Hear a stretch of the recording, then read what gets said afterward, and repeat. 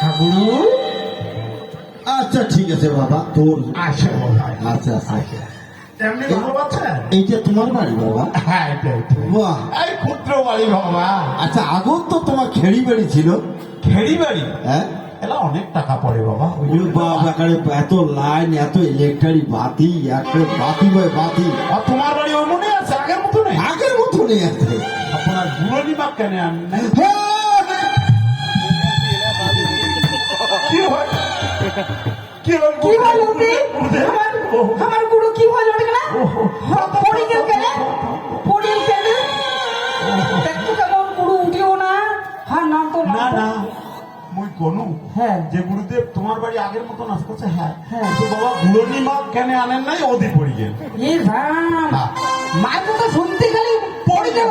হাঁটতে হবে। দেখ তো কেমন যে কি হল। আচ্ছা আচ্ছা নন্দ না, হ্যাঁ আমার পুরানি মাঝে মরছে, খুব উমরে বোধহয় দুঃখ পাইছে। মরছে? কোনো হ্যাঁ মুই তো জানো না। আই যে কথা যে না তো। নন্দ নন্দ দেখো। হ্যাঁ মোর মনে হয় বোধহয় না